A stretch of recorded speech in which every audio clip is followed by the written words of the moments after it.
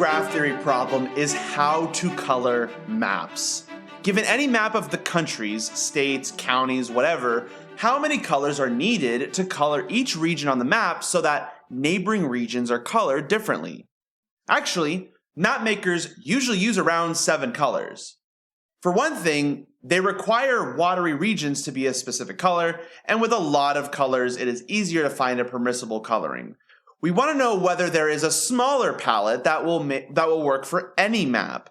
How is this related to graph theory though? Well, if we place a vertex in the center of each region, say in the capital of each state, and then connect two vertices if their states share a border, we get a graph. Coloring regions on the map corresponds to coloring the vertices of the graph. Since neighboring regions cannot be colored the same, our graph cannot have vertices colored the same when those vertices are adjacent. In general, given any graph G, a coloring of the vertices is called, not surprisingly, a vertex coloring. If the vertex coloring has the property that adjacent vertices are colored differently, then the coloring is called proper. Every graph has a proper vertex coloring. For example, you could color every vertex with a different color, but often you can do better.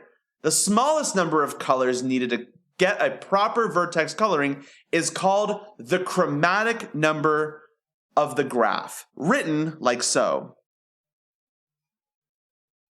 That would be the chromatic number. Hey everyone, real quick, I just want to mention that this video is a part of a whole course that I made. You can find a link to this entire course in the description below and make sure to click on that subscribe button. Let's do an example together of finding the chromatic number.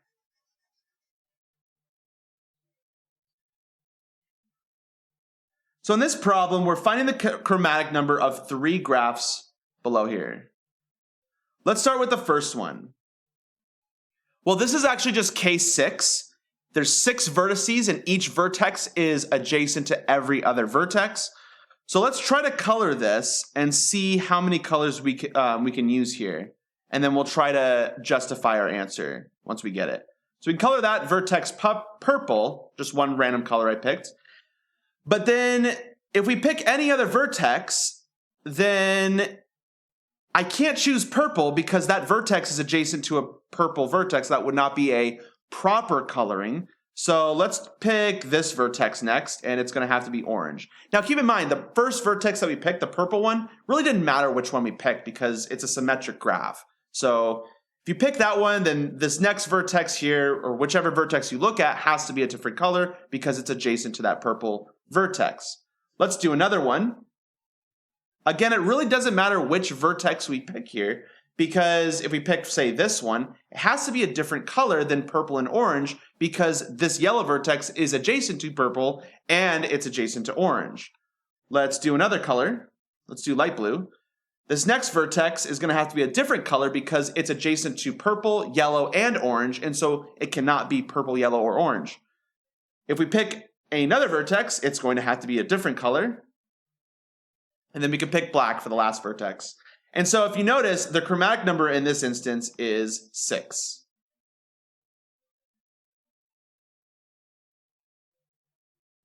Now it's important to understand that what we just did is not a proof that K6 has a chromatic number 6.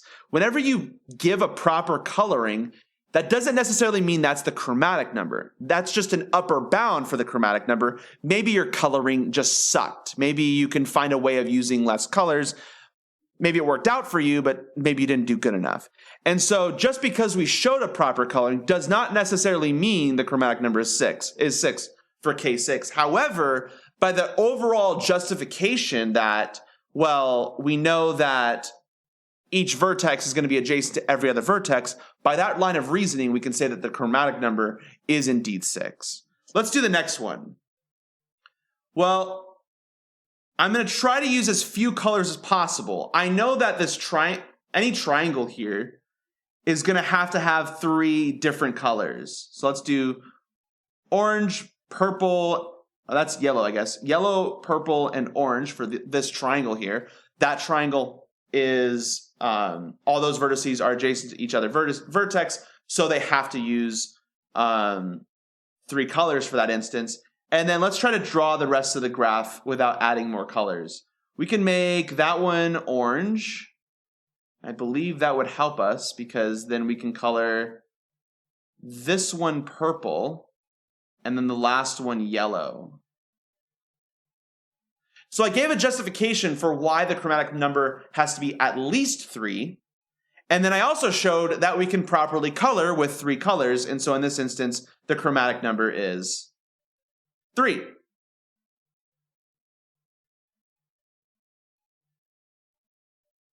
And last but not least, this wild looking graph.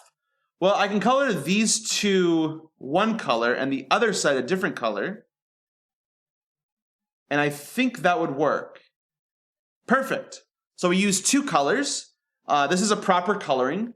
And it looks like we're not going to be able to get away with 1 color. So I think 2 is as best as we can get. And so the chromatic number of this graph is 2. Anyways, thanks everyone, and I'll see you in the next lecture.